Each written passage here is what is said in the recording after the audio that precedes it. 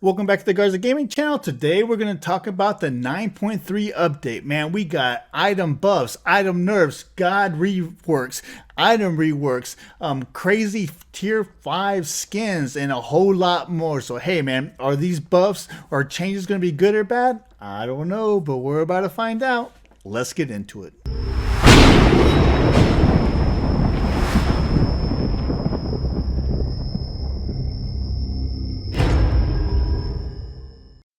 So here we go with 9.3 update that goes live March 22 or next Tuesday, right?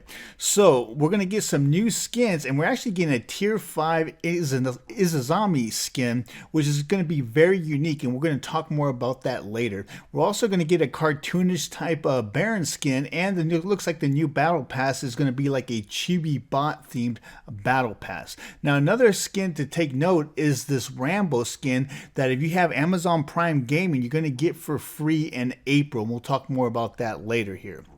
Okay, and then this Husky Scotty skin that's part of their birthday celebration bash, which we'll see what that entails once it goes live, right? But I tell you what, that actually looks pretty cool. I like the coloring on that.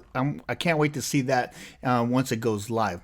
Now, some dates to take note, right? March 22nd, or the upcoming Tuesday here, the Heavenly Light update, right? So that's going to be our 9.3 update. So the Heavenly Light event plus Queen of Cards Izazami skin will go live. The Chibi Bots Battle Pass is going to go live. Now that's when they're going to kick off the birthday celebration event. And then the Crimson Beast chest and the Heavenly Light Beast chest will be on sale, right? So that's all going to happen on March 22nd. All right, so moving on. So the first thing that 9.3 is going to affect for us in Arena is they're cutting down the amount of gold that we're going to be getting, right? So they decreased gold and XP spooling from 12 to 11. Now before the 9.2 patch went out or update went out, right? Well, I believe we're getting about 10, and then they beefed it up to 12. Now they're going to revert that and hit us in the sweet spot in the middle with 11 gold and XP spooling. Now the reason being is they're also only allowing us to have one glyph total for our builds now. So whereas before you can build, as many glyphs as you can possibly physically do, now you're going to be narrowed down to only one glyph. So you're going to have to pick which glyph you feel is going to be best for your build, right? And because there's less glyphs that you're allowed to have, obviously they feel that you're going to need less money and less XP, right? So that's probably why they're cutting down the gold on that. So yeah, look for that. Now, Amulet of Silence. Now, here's another change too. This item will now only trigger if it consume, or only trigger and consume its cooldown if it actually successfully applies to an enemy. So if you actually use this and it doesn't trigger on an enemy, it doesn't silence an enemy, then it's like you didn't even use it. So that's pretty cool, I guess. Thorns of Evergrowth. They increase the radius of the bonus buffs from 40 units to 55 units. So that's pretty cool. Thorns of Sapping Strength. They increase the duration from 2 seconds to 3 seconds, which is really nice. Bracer of Elimination. So for Bracer Elimination, they decrease the cooldown from 100 seconds to 90 seconds, increase the range of the patrolling ward from 60 to 80, which is a pretty significant increase. And then here's another one. They increase the speed by 15% from its current speed. So right now, the way this bracer works is if you're below 50% of health, you actually get a 15% movement speed buff, right? Well, they're going to increase that by an additional 15%. So if I'm reading this correctly, now when you're below 50% health, you're actually going to get a 30% movement speed, which is really, really nice. I personally still like Bracer of Brilliance because you get that 20% damage increase and the 20% speed increase, whether you're at 100% health, 50% health, or 20% health. It doesn't matter. It's not, stringent on how much health you have. So that's why I like that one. But hey, man, Brace of Illumination, I'm sure works well too. Okay, so Berserker Shield. So they actually reworked Berserker Shield. So now Berserker Shield costs 2,400 gold. It gives you plus 30 physical power, plus 60 physical protections, plus 25% attack speed, plus 50 HP 5. And the passive on it is if you drop below 40% health, you become Berserk for 5 seconds. Berserk provides 7% damage mitigation, can only occur only once every 15 seconds, and can now be built by all physical gods. Okay, so spoiler alert, as you're going to see as we get to the bottom of this update, they actually had some additional updates that they added later in this update that's going to restrict that to only warriors and assassins. Hunters are not going to be allowed to use a Berserker shield. So spoiler alert on that one. Aside, they just reworded the wording on it so it's easier to explain what it does. Blackthorn's Hammer, they increased the physical power from 25 to 30 on this. Spike Shield, they decreased the cost from 1,600 to 1,400 gold and added 50 health to this. And Void Shield still costs 2,600 gold. Okay, Gladiator Shield, they increased the health from 200 to 250. That's a significant increase. That's really nice. The starter item, Leather Cowl, they increased the physical power from 15 to 20. The hits upgrade, Leader's Cowl, they increased the physical power from 40 to 50. So that's a nice little beef up there. Quinn Size, they lowered the cost from 27 to 2,600, which is pretty cool. You can build that a little bit faster. Now here's a really nice one. Jotun's Wrath, the glyph Ferocity, right? They decreased the item's internal cooldown from 60 seconds to 30 seconds. So they cut down the cooldown of this item by 50%, which is huge, man. One of the main reasons I didn't really build this early in my builds for the simple fact that you could only use it once every 60 seconds, which was craziness for me, you know what I'm saying? Now that it's reduced to 30 seconds, it seems more viable. So I'll have to see what builds I have that might be able to take advantage of this, if any, right? Okay, so the katana decreased the cost of all the katanas. Emperor's Jade Emperor's Crown. So they increased the health from 300 to 350, which is very, very nice, and increased the power debuff from 10% to 15%. So you get a 50% increase in the debuff power of Jade's Emperor's Crown. So that's really, really nice. Oni Hunter's Garb. They increased the health from 100 to 200, so they doubled the health you get from this item, which is nice. Okay, moving into gods, right? Hebo. So his water spout attack, they removed the self-root Hebo had while firing this ability. So now you can actually fire this ability on the move, which is going to be ridiculous, dude. That's just going to be OP. Now for Poseidon, all they did is reduce the mana cost of his trident and his ult. And Bear Insanity, baby, here we go. Bear Insanity finally got a freaking buff after so long, right? So what they did is actually buffed his ult. So they decreased the self-slow from 60% to 40%. So as y'all know, when he goes on his coffin, he takes a movement penalty, which currently is 60%. So you move 60% slower, right? So they decreased that from 60% to 40%, which is going to allow you to move side by side a little faster to avoid incoming damage, or maybe even chase somebody down. So that's going to work out really, really well. And in addition to having that extra movement for his ult, they increased the tick damage scaling from 6% magical power to 8%, which is going to be really, really nice. Now, it's not going to make Baron Samity some, overnight OP god. You know what I'm saying? He is a nice god, but this is going to be a very, very welcome buff to his ult, man, because I am a big believer that his ult got nerfed way too much. When Baron Samity first came out, dude, his ult was ridiculously strong, and then over the months or the years now, right, they just totally just wicked away until it was just almost not even worth using at times, right? But I think this is going to be a very welcome addition to his arsenal. Okay, Serket. Now for Serket, they pretty much overhauled all her attacks. I guess, I don't know, in other modes outside Arena, Serket was being built as a support type god instead of an assassin type god. So I guess people were building with really high defenses and hit points, taking advantage of her high base damage attacks. So what they ended up doing is they pretty much reworked all the different attacks, keeping the same mechanics. They just reworked the power scaling and the damage of each, right? So for Catalyst, the shifted damage on basic attack that consumes 2 poisons from 10% max hit HP to 5% max HP plus 70% of your physical damage.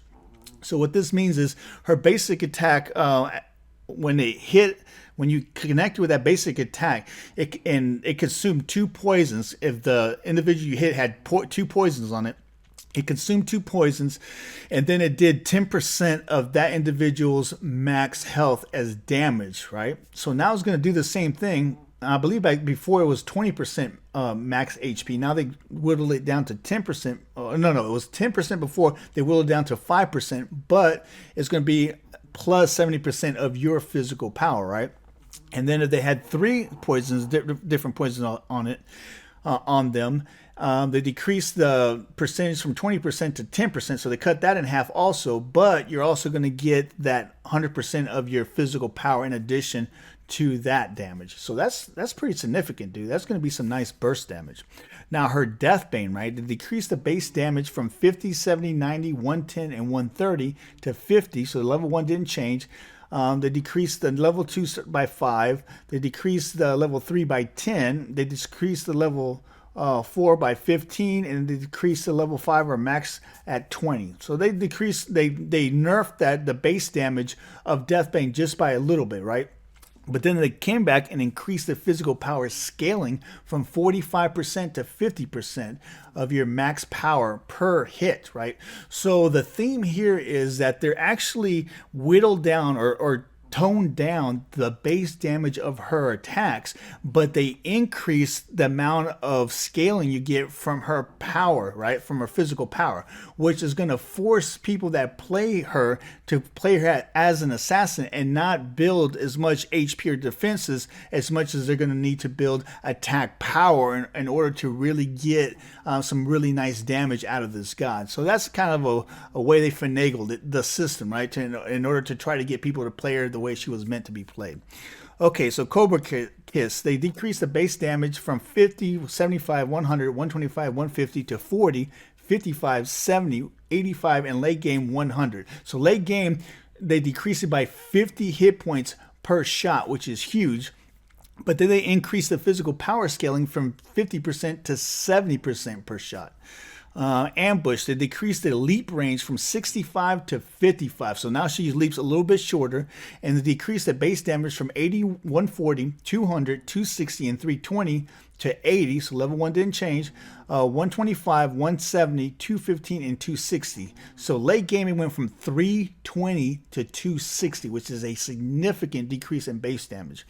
But they came back and increased the physical power scaling from 70% to 90%. So they increased it by 30%, which is huge. I'm sorry, 20%, which is huge. With 20% more power scaling, that's going to be big, man. So we'll see how that's going to work out. So Last Breath, or pretty much her ult, right? So they decreased the base damage from her ult from 100, 175, 250, 325, and 400 to 102, 150, 198, 252, and 300. So late game, you're losing 100 base damage on her ult. But they added a tick to this ult. So in addition to having that base damage of 300 late game, you're also going to get 6 ticks of 50 damage per tick, right?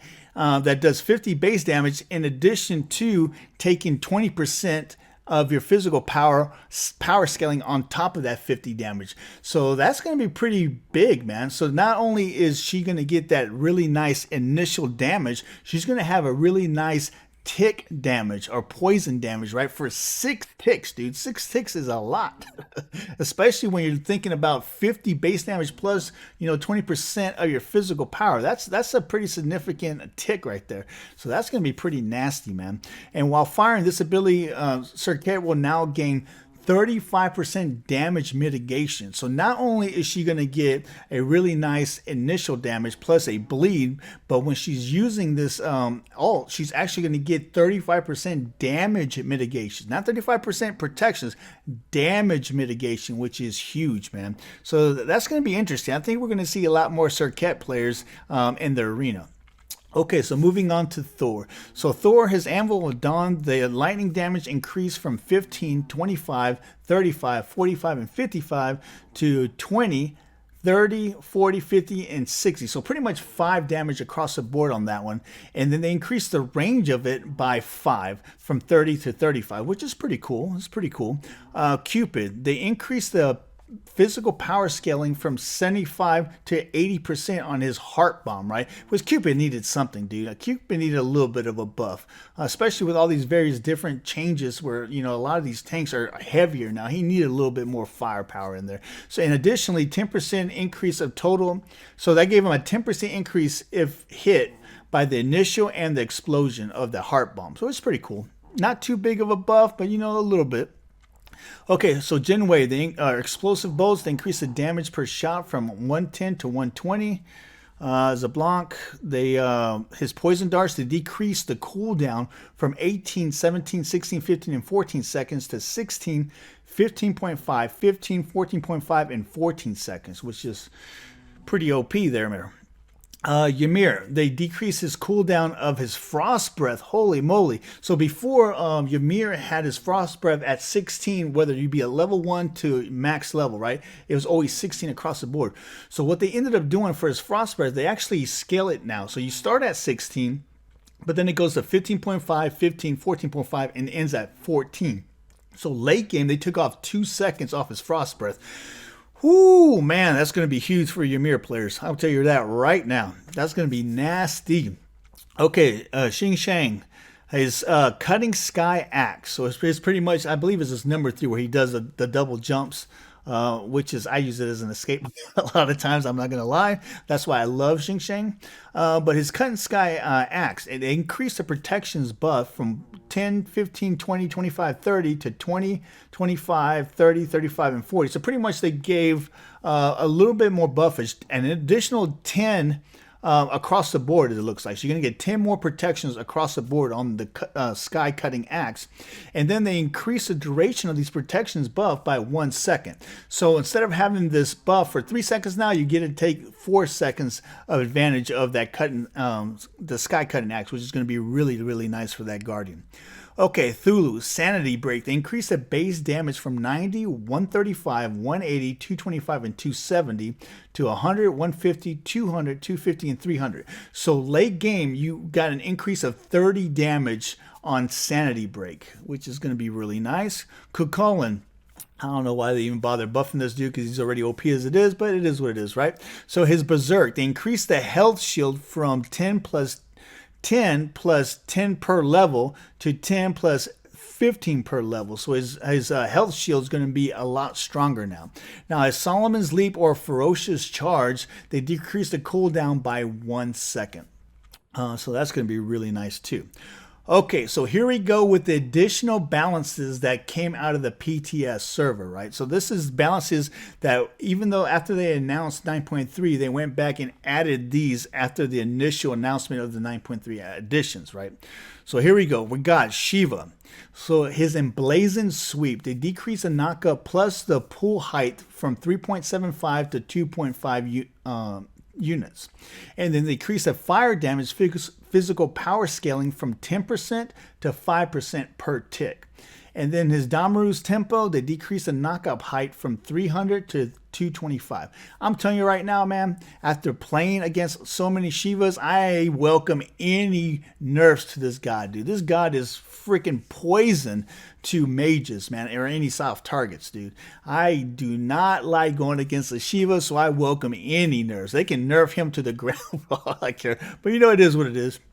Okay, Hebo. So obviously, since they took away that self root of his water spout, they saw that he was way too OP. So what they ended up doing is going back and actually decreasing the magic power scaling from 75 to 65 on that attack. So you don't have that self root anymore, but it is 10% less power scaling on that attack. Now, Fenrir's Brutalize, or his number 3, where he goes... they actually increase the protections Fenrir gets while channeling that attack from 5 plus 1 per level to 5 protections plus 1.5 per level. So you get a little bit more protection when you use your number 3, when you're channeling your number 3 with Fenrir, which I like Fenrir, so I definitely welcome that change. Okay, Sir Cat. So they came back and said her Cobra Kiss, what they ended up doing, they increased the physical power scaling from 70% per shot to 75% per shot. So I guess they thought 70% per shot was not enough power scaling, so they upped it just a little bit. So instead of getting a total of 140% total damage, you're going to get 150 total power scaling damage. So that's pretty cool. Her Deathbane. So they went ahead and beefed up her Deathbane too. So they decreased the power damage. So whatever we said earlier, just forget about that. So the way it's going to read now is they decrease the base damage from her Deathbane from 50, 70, 90, 110, and 130, what it's currently right now, to 50. Level 1 still doesn't change, but then it goes from 68, 86, 104, and 122. Previously, they had nerfed late game to 110. They upped it to 122 late game. So they gave you more base damage on that Deathbane. And that's what they're telling you, that this pretty much supersedes the initial nerf that we talked about earlier. Okay, moving into items, right? Voidstone. Oh, I can't believe they messed with Voidstone. No. But Voidstone, they decreased the passive magic protection reduction from 15% to 10%, which really sucks, dude. Really, really sucks. I just started actually using this item on my Hades build, and it worked out beautifully, man. That sucks, dude. Okay, Ruin Force. They decreased the power scaling of Ruin Force from 45 to 35, which is a big hit, man, for Ruin Force. In fact, I think this is very close to its a rollback of where it used to be. I can't remember, was that 25 damage before they buffed it or 35 damage? But either way, that's a pretty significant hit for Ruin Forge Hammer. So Hide of the Neiman line, right? They decreased the physical protections from 90 to 70. Wow, a 20 protection is decreased. That is pretty significant. I don't really use this item, but I know a few people that do, and I know they're not going to be happy. And then the Berserker Shields, and that's what I mentioned earlier, that this item can now only be used by assassins and warriors. So they're pretty much restricting hunters from being able to use this item. So the new tier 5 skin, right? Queen of Cards is Izanami. So in general, this is a tier 5 skin that has 4 forms, right? It has heart, spades, diamond, and clubs. Now, Izanami changes forms when she uses her fade away ability, and it always cycles in the order as they described it. So it's always going to go heart, spades, diamonds, and clubs.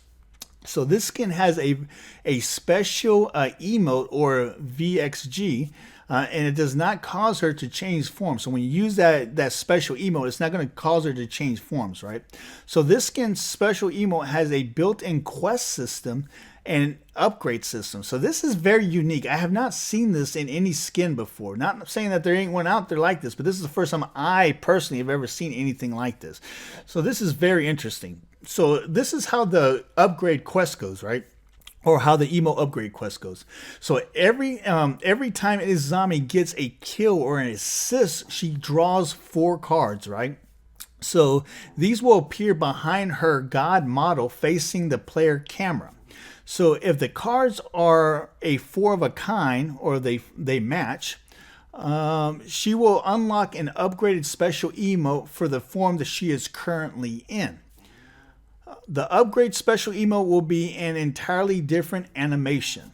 So the upgrade special emote will also toggle on and off additionally material and particle effects on the form each time that is used. So it's going to have once you upgrade this emote, it's going to have a special look to it that you will not be able to see until you finish this quest per phase, right, or per card. So players will need to complete this quest 4 times on each form. So that's what I thought. So each form will have their own little quest, right?